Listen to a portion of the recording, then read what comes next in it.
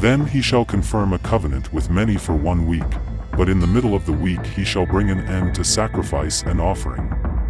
And on the wing of abominations shall be one who makes desolate, even until the consummation, which is determined, is poured out on the desolate.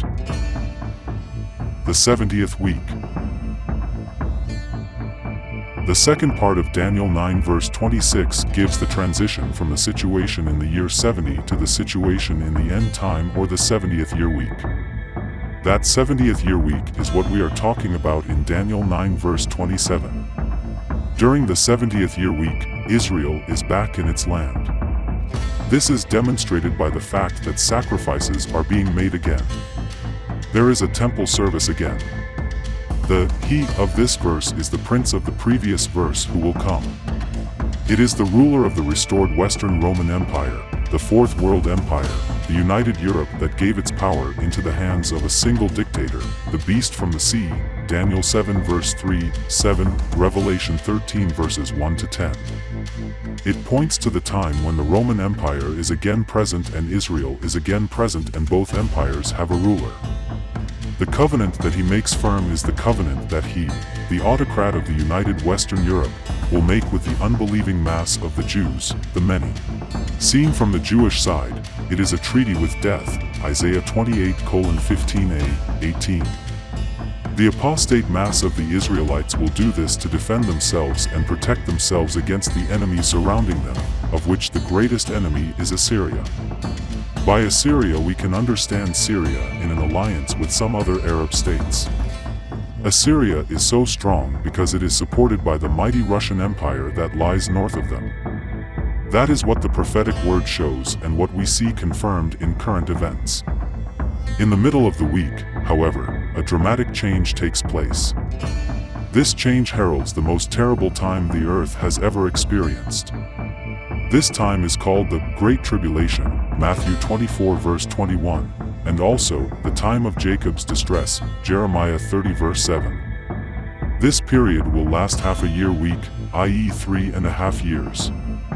In that time an unprecedented suffering will affect mankind. What people will do to each other defies any description. Violence of war and natural disasters will uninhibitedly cause their slaughter. The spiritual torments to which men are exposed will drive them to insanity. An impressive description of it can be found in Revelation 6-19. The introductory event is the casting of the devil from heaven to earth, knowing that he has little time, i.e. 3.5 years, Revelation 12 verse 9, 12b. His first activity is to put an end to the Jewish religion, which we see in the prohibition to sacrifice. Through his servant, the Antichrist in Rome, who is supported by his ally the Jewish false prophet, he puts an end to worship in Jerusalem. The Antichrist and the false prophet establish their own idolatrous religion. The false prophet will erect an idol of the Antichrist, the beast out of the sea, in the temple, most likely the court of the temple. This image is intended as protection against the enemies. As a result, the false prophet will propagate the alliance with Western Europe. He will convince the remaining mass of the Jews to expect their salvation from that great power when they are threatened by Assyria and all Arab countries. He will make sure that people worship the image and even let it speak. He who withdraws from this mass psychosis and does not worship the beast will be killed, Revelation 13 verse 15. God calls it the wing of abominations. A wing indicates protection and an abomination is an indication for an idol image, Matthew 24:15a. But instead of protection, this abomination will bring destruction to Israel. There will come one who makes desolate, even until a complete destruction, one that is decreed, is poured out on the one who makes desolate. It is an abomination that will lead to destruction, that is God's judgment on the apostates, on the most horrible idolatry that has ever happened.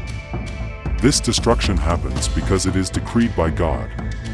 The one who will come and who makes desolate is the king of the north, the ancient Assyrian Empire, supported by Russia. This is the beginning of the last world war. The destroyer will quickly pour himself out on the one who makes desolate, that is Jerusalem. It will happen so quickly that the alliance turn out to be no protection at all. Jerusalem will be taken and the inhabitants will suffer terribly. Zechariah 14:2-am. This brings the angel to the end of his teaching, Daniel 9 verse 22. It seems to be an abrupt end, where judgment seems to be the last word. But we have to think of two things. The fact that the explanation about the future ends here means that it is not about the continuation, but about the elaboration of what has been announced. What does it do to me that I know how it will go? The other is that the angel said at the beginning of his statement that everlasting righteousness will come when the 70 weeks have passed, Daniel 9 verse 24. After the judgments follows the glorious kingdom of peace under the reign of the Messiah, the Prince of Peace.